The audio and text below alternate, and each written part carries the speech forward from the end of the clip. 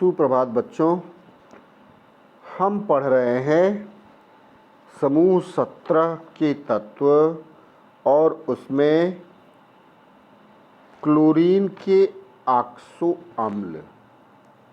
इसमें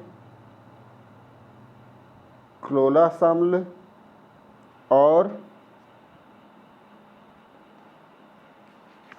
संभवतः क्लोरस अम्ल हमने पढ़ लिया है। हाइपोक्लोरस अम्ल और क्लोरस अम्ल को पढ़ा हुआ है। अब देखते हैं परक्लोरिक अम्ल। परक्लोरिक अम्ल में इसके बनाने की विधि आप देखो, पोटेशियम परक्लोरेट पर सांद्र सल्फ्यूरिक अम्ल की क्रिया द्वारा हम परक्लोरिक अम्ल बनाते हैं। KClO4 plus H2SO4 is equal to KHSO4 plus HClO4। किसी भी परक्लोरिक अम्ल के जलीय विलयन को बेरियम परक्लोरेट पर तनु सल्फ्यूरिक अम्ल की क्रिया द्वारा बना सकते हैं।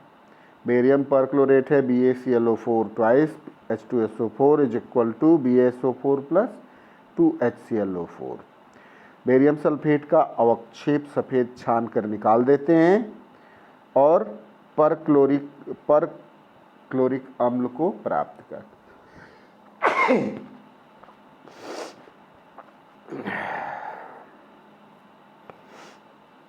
इनका गुण आर्द्रताग्राही है, रंगहीन है, तैलीय द्रव हैं और वायु में धुआं देते हैं। यह एक घातक अम्ल है और त्वचा पर घाव उत्पन्न करता है। अनार्द्र अम्ल अस्थिर होता है और अंधेरे में कुछ दिनों पर रखने पर वियोजित हो जाता है। गर्म करने पर यह विस्फोट के साथ वियोजित होता है, लेकिन जलीय विलयन में यह स्थिर होता है और लंबे समय तक रखे जाने पर भी वियोजित नहीं होता है। अनार्द्र अम्ल को जल में घोलने पर काफ़ी मात्रा में ऊष्मा उत्सर्जित होती है। यह ऑक्सीकारक की भांति कार्य करता है, लेकिन इसकी ऑक्सीकारक क्षमता हाइपोक्लोरस, परक्लोरस और क्लोरिक अम्लों की तुलना में कम होती है। कागज़ तथा लकड़ी के संपर्क में आने पर आग पकड़ लेती है।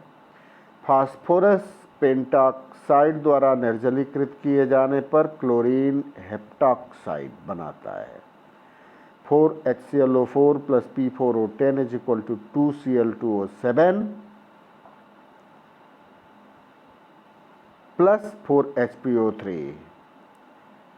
यह प्रबल अम्ल है, अनेक धातुओं से क्रिया करके परक्लोरेट बनाता है। जैसे जिंक के साथ क्रिया करके जिंक परक्लोरेट बनाता है। Zn plus 2HClO4 is equal to ZnClO4 twice plus H2। इसका उपयोग भारात्मक विश्लेषण में करते हैं। अब आते हैं अंतर हैलोजन यौगिक। अंतर हैलोजन यौगिक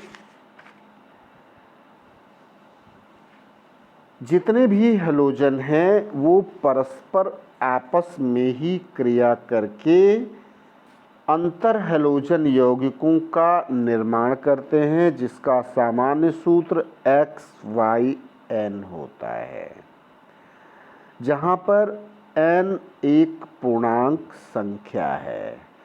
X और Y ये दोनों ही हैलोजन परमाणु हैं।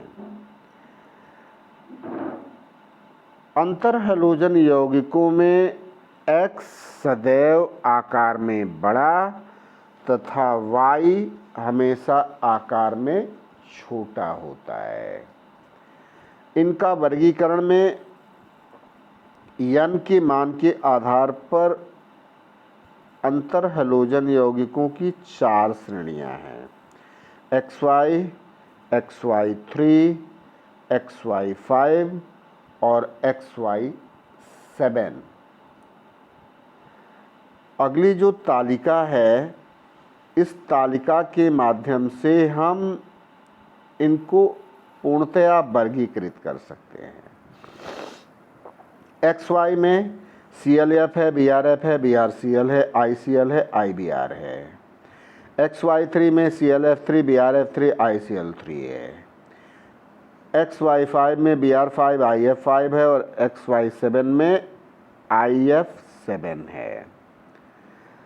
पहली 3 गैसें हैं, फिर उसके बाद 2 ठोस हैं, फिर 1 गैस है, फिर 1 द्रव है, फिर 1 ठोस है, फिर 2 द्रव है और लास्ट वाली गैस है। तो यह विभिन्न प्रकार की आणविक सूत्र वाले अंतर हैलोजन यौगिक हैं। आप इसमें देखोगे X बड़ा अणु है और Y छोटा अणु है। जैसे क्लोरीन फ्लोरीन से बड़ा है, ब्रोमीन भी फ्लोरीन से बड़ा है, क्लोरीन भी BrCl बनता है। ये एक अपवाद तो नहीं कहेंगे क्योंकि ब्रोमीन का भी आकार और अणुसूत्र क्लोरीन से अधिक है। IF7 जो बनता है वो sp3d3 संकरण के पश्चात बनता है। IF5 sp3d2 से बनता है, Br5 भी वही sp3d2 से बनता है। तो यह अंतर हैलोजन यौगिक हैं। अब इनके लक्षण, चूंकि सभी की विद्युत ऋणीयताएं लगभग समान हैं तो ये सहसंयोजकी प्रकृति के होते हैं।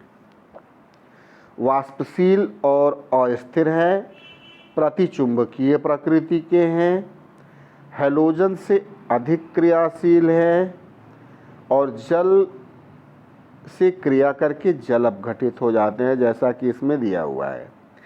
ICl H3O पॉजिटिव बनाता है, ICl3 भी HCl बनाता है और IF5 भी HF बनाता है जो अम्ल प्रकृति के हैं।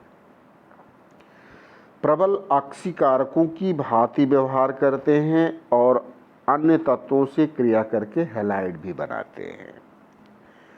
ClF3 BF3 आदि हैलोजन फ्लोराइड अत्यधिक क्रियाशील होते हैं और ये फ्लोरीनी कारक या फ्लोरीनेटिंग एजेंट का काम करते हैं।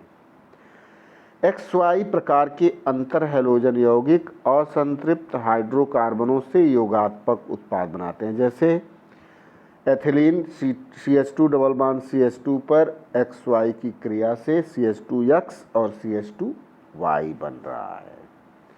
ये इनके कुछ गुण हैं। अब इनकी उपयोग में हैलोजनी कारक के रूप में प्रयुक्त होते हैं और फ्लोरीनी कारक। ClF3 और Br(F3) का उपयोग प्रोपेलेंट में ऑक्सीकारकों के रूप में किया जाता है। अंतर हैलोजन यौगिकों का उपयोग पॉली हैलाइड्स के निर्माण में भी करते हैं। संरचना देखते हैं। जैसे जो XY3 प्रकार के हैं, आप यहाँ देखिए XY3 प्रकार में X में कुल 5 इलेक्ट्रॉन हैं, लेकिन इसमें क्या होता है, यह पूरा का पूरा संकरण होगा sp3d। sp3d संकरण होगा यहाँ पे और इसमें ये 2 लोन पेयर हो जाएंगे, एक ये लोन पेयर हो जाएगा, एक ये लोन पेयर हो जाएगा। जो इसकी ओरिजिनल ज्यामिति होती है यह त्रिकोणीय द्विपिरामिडी होती है, लेकिन 2 जगह यहाँ पर लोन पेयर हो जाने के कारण इनकी संरचना कुछ बंकित हो जाती है और जो बंध कोण 120 डिग्री और 90 डिग्री होना चाहिए था वह सिमट के 87.29 डिग्री पर आ जाता। ये XY3 प्रकार का है। अब XY5 प्रकार में देखिए, XY5 प्रकार में जो संकरण होता है वो यहाँ पे sp3d2 होता है और इस sp3d2 में जो अष्टफलकीय संरचना होनी चाहिए थी इस अष्टफलकीय संरचना में एक लोन पेयर आ जाने से ये जो है वर्ग पिरामिडी में परिवर्तित हो जाती है। एक यह कट जाती है और यह वास्तविक ज्यामिति की विकृति है युग्म इलेक्ट्रॉन के कारण। वैसे ही जो XY7 है, इस वक्त XY7 में हमने बताया है कि sp3d3 संकरण होगा और इसकी संरचना पंचकोणीय द्विपिरामिडी होगी। यहाँ पे ये जो बंधकोण है 72 डिग्री का होगा जो तल में है, और जो तल के लंबवत है यह कोण 90 डिग्री का होगा। तो ये इनकी अलग अलग संरचनाएं हैं।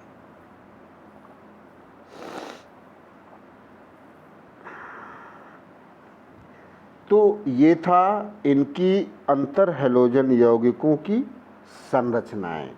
अब कुछ छद्म हैलाइड आयन और छद्म हैलोजन भी बनते हैं। जैसे छद्म हैलाइड आयनों में हम कहते हैं कि साइनाइड आयन है, साइनेट है और थायोसाइनेट है।